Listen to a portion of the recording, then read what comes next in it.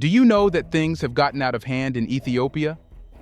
The international world, including the United States and African countries, has its eyes on what emotional happened recently. The government offices and even the Prime Minister of Ethiopia felt the pressure after the police did something illegal with the international staff of the African Development Bank. As a result, after days of dialogue but no results, the African Development Bank decided to call back its international staff from Ethiopia. But what actually happened in the first place that has opened a clash between African countries?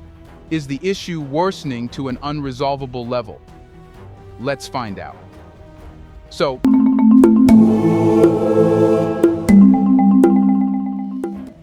what happened just recently in Ethiopia? Well, the African Development Bank has declared the immediate evacuation of its international staff from Ethiopia following a breach of diplomatic protocol and an assault by Ethiopian security forces on two members of the bank's international staff. The incident unfolded on October 31st, with the staff members being arbitrarily arrested, physically attacked, and detained for an extended period without any charges or explanation. But there is more to what was done to them and why they were arrested, which you will find out shortly.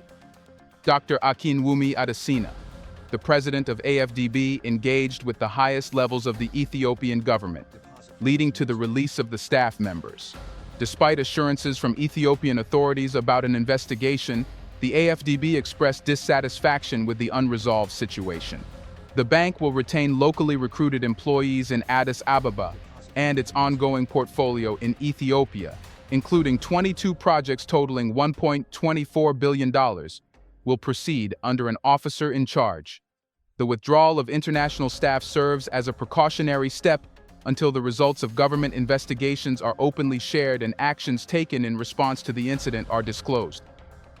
Adesina restated the AFDB's commitment to supporting Ethiopia's socio-economic development, but acknowledged that the incident could adversely affect the bank's operations and future presence if not fully addressed.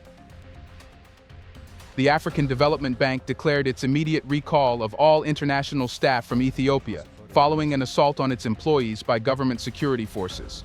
In response, the bank dispatched a high-level delegation to Addis Ababa on November 22 to engage with the Ethiopian government and bank staff.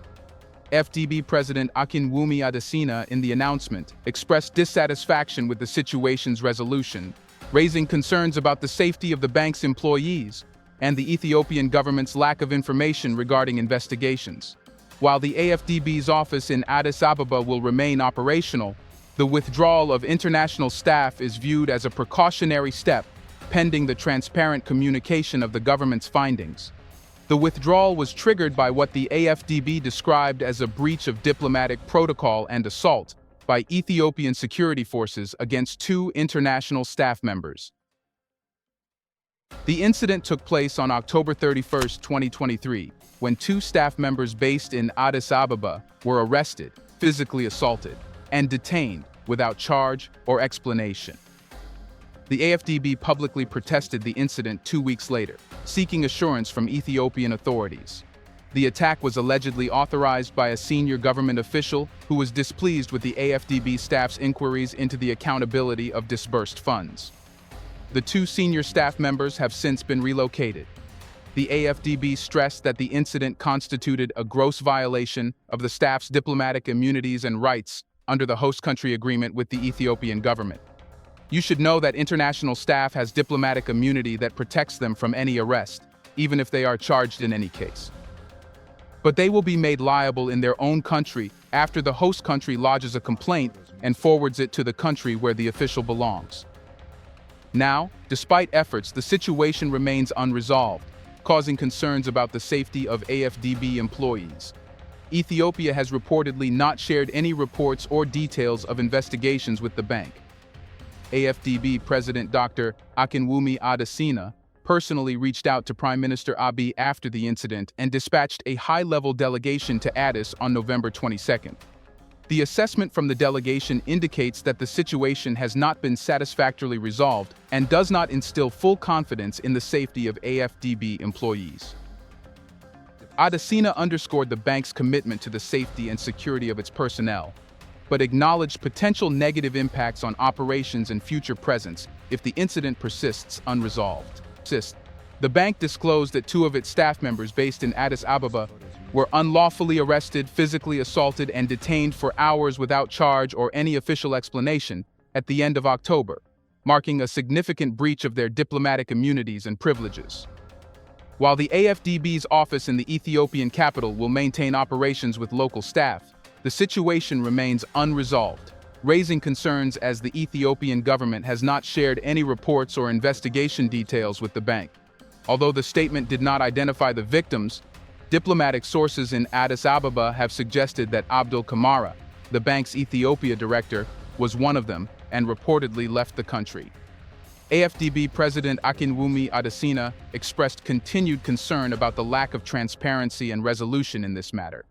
Established in 1964 to finance development efforts in Africa, the AFDB has a membership that includes countries from the African Union and about 20 non-African nations. But how did the matter reach the Ethiopian PM, and how did he react? Ethiopia's Prime Minister, Abiy Ahmed, personally intervened to secure the release of two African Development Bank staffers who were detained, physically assaulted, and held for hours by security forces on October 31st. The AFDB confirmed the incident, stating that the Prime Minister acted promptly upon learning of the situation, ordering the immediate release of the affected staff and committing to conduct a thorough investigation. So, how has this transformed into a diplomatic conflict? The African Development Bank has ended its silence on the recent attack and detention of two of its staff members in Ethiopia, shedding light on a catastrophic situation that triggered a diplomatic dispute between the AFDB and Ethiopian officials.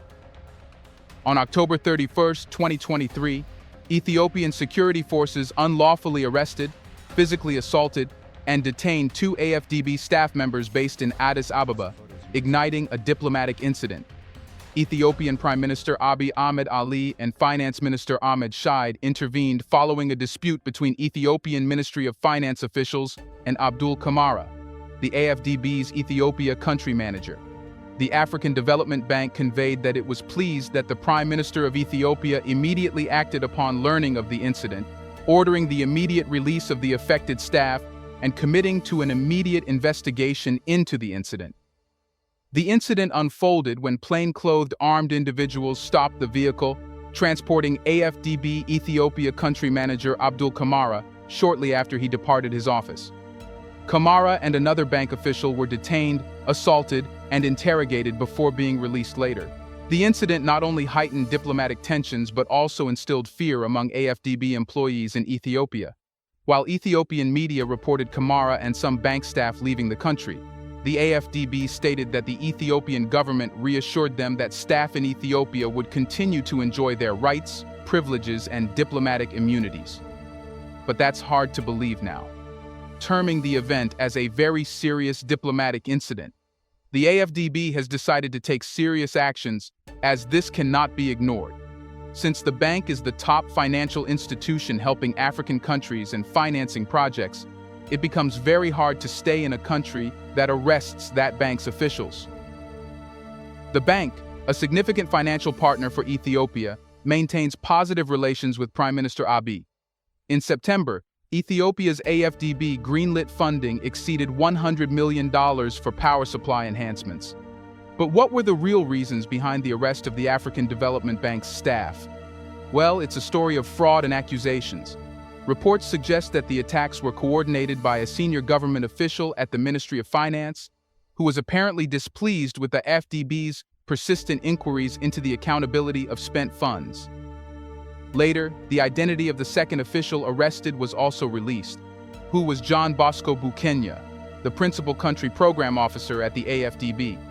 It was revealed that the attack happened because Ethiopia's yearly contribution of $5.2 million was diverted to a bank account in Panama instead of being deposited into the AFDB. When the Ethiopian director of AFDB Group raised concerns about the missing funds, he was arrested and physically attacked.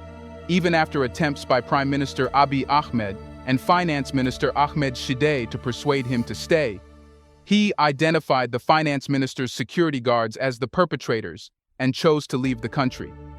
Here's a reminder to please like and share the video and subscribe to our channel To watch more videos on Black culture, history, civilization, and identity, let's continue now. As of now, an investigation has been initiated by the Ministry of Finance in Ethiopia to determine the whereabouts of the $5.2 million. Recent information suggests that Kamara and Bukenya were targeted for being diligent and persistent. They consistently reminded the Ethiopian Ministry of Finance to fulfill its capital share commitments made in 2019. So, they were arrested and beaten not because they had committed fraud but because they were going to reveal how the Ethiopian Finance Ministry was involved in the mishandling of funds and probably in sending money to offshore accounts. The Ministry of Finance was making payments, but not to the AFDB. Instead, it was sending funds to an account mentioned in an email claiming to be from the AFDB. A significant sum of $6 million, not the initially reported $5.2 million, was wired to that account. Supposedly, this account was located in Mexico, not Panama. Regardless of the location, the money ultimately ended up in Central or South America. The attack on Kamara and Bukenya wasn't a spontaneous result of an elevator argument, it was premeditated. According to East African wisdom, they had crossed paths with influential figures and needed to be discouraged from pursuing the matter further.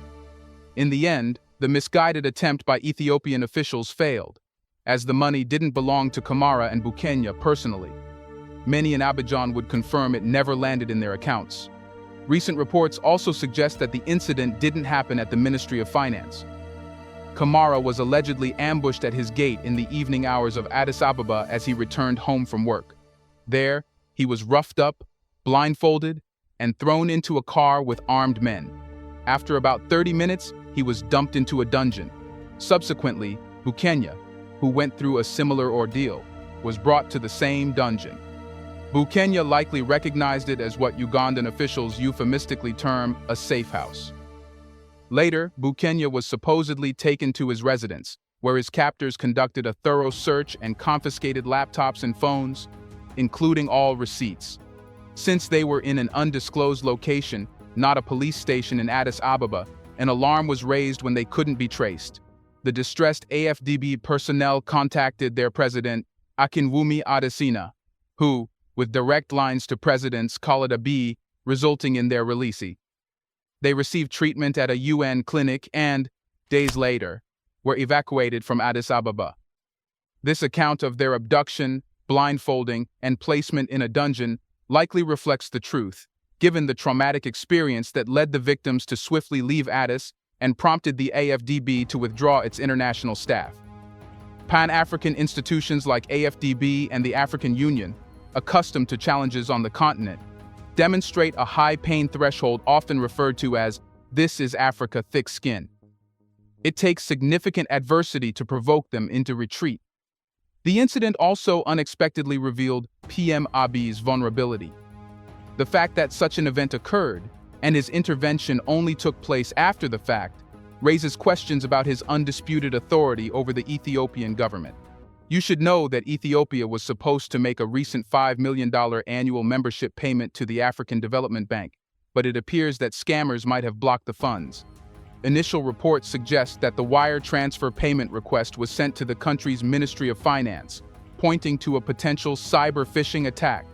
Sources close to the ministry indicate that the phishing attack originated from someone using AFDB credentials, but specific details remain undisclosed. The Ministry of Finance failed to conduct due diligence verification of the wire transfer account number.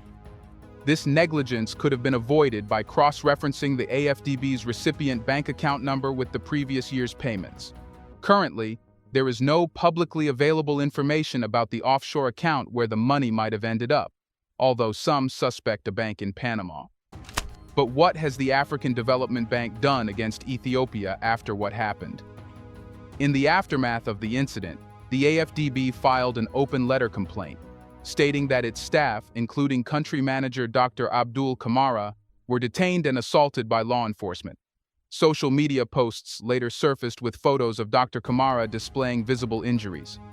As a citizen of Sierra Leone, Kamara holds diplomatic immunity, and the detained staff were promptly released when Ethiopia's prime minister intervened. There are also reports that the PM personally visited Dr. Kamara after his release. In a letter, AFDB's chief, Dr. Akinwumi A. Adesina, stated, "The bank has since lodged a formal complaint with Ethiopian authorities. For their part, the authorities have formally acknowledged our complaint, noted the unfortunate incident, and reassured of a thorough investigation, ensuring transparency and accountability." The link between the phishing event and the detainment and beating of AFDB's staff in Addis Ababa requires a comprehensive investigation. Questions persist about how the scam was orchestrated, who was involved, and what blame, if any, lies within the Ministry of Finance. Ethiopia has encountered a rise in cyber phishing attacks on its financial sector in recent years. According to a report by Microsoft Security and Intelligence, the country experienced a spike in cyber attacks, including ransomware and malware infiltrations. In 2022, the Information National Security Agency reported that cyber attacks targeted financial institutions and mega projects, including the computer systems of the Grand Ethiopian Renaissance Dam. Beyond cyber criminals and non-state actors, external state agencies have incentives to engage in such activities for economic or political gain. Despite the uncomfortable incident, the AFDB expressed confidence in its ongoing commitment to supporting Ethiopia's socio-economic development. Ethiopian authorities have every incentive to conduct a thorough investigation, considering the AFDB's crucial role in supporting the country's economy. However, Addis Ababa will likely remain cautious on the issue, avoiding further media inquiry into an already embarrassing incident. Staff members throughout the African Development Bank are resisting efforts by top management to discreetly resolve a significant diplomatic dispute with the Ethiopian government following the physical attacks on two members of its country management team in Addis Ababa. Despite these efforts, some longtime staff members are expressing apprehension, urging the bank to take more decisive action, including imposing severe sanctions on Ethiopia to protect the bank's staff in potentially more unstable countries.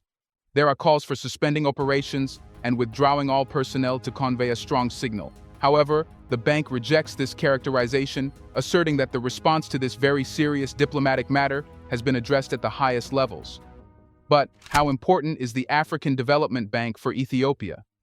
The AFDB holds the position of Africa's premier development finance institution, and its personnel typically benefit from diplomatic immunity, like other development finance institutions. It sets itself apart from larger entities, such as the World Bank and the International Monetary Fund, by being perceived to possess specialized expertise and a more intimate understanding of Africa's economic dynamics. Based in Abidjan, Côte d'Ivoire, the AFDB has played a pivotal role as a collaborator with Ethiopia on diverse development projects, including energy, transportation, water supply and sanitation, and agriculture. In response to the incident, the bank sent a delegation of senior leaders to Addis Ababa this week. The incident poses a considerable embarrassment to Ethiopia's standing as Africa's diplomatic capital and the African Union's headquarters. Over the past 3 years, the nation has grappled with conflicts and violence, denting its image as a hub for foreign direct investments. Numerous regions in the country remain in conflict, resulting in the loss of investments and the destruction of vital infrastructure. Industrial parks, once bustling, now sit empty due to Ethiopia's exclusion from preferential trade agreements, including the African Growth and Opportunity Act. This is an unsuitable and ill-timed moment for Ethiopian officials to be seen as antagonizing one of the Horn of Africa nation's most influential economic partners. With the economy on the decline and international organizations departing, the PM of Ethiopia is under significant pressure to negotiate carefully and reach an agreement with the AFDB to prevent the situation from escalating. However, AFDB's president may face scrutiny if more senior members of his team express concerns about the handling of the situation. It is a highly delicate matter, especially if the bank's staff start feeling unsafe in the African countries where they operate. However, not everyone within the organization shares the view that the bank has responded weakly. A senior staffer, adopting a longer-term outlook, disagreed with the strong sentiments among colleagues, stating, "I think the bank is being cautious to avoid being overly dramatic." But is it true that the US has also entered the tensions? Well, as we told you before, the international world is also keeping an eye on this matter. The U.S. government has called for accountability regarding the assault on 2 international staff members of the African Development Bank in Addis Ababa, which prompted the bank to withdraw its international staff from Ethiopia. Whether the arrests were premeditated or not, and whether they were given a green signal by the government or not, Ethiopia is now on the radar.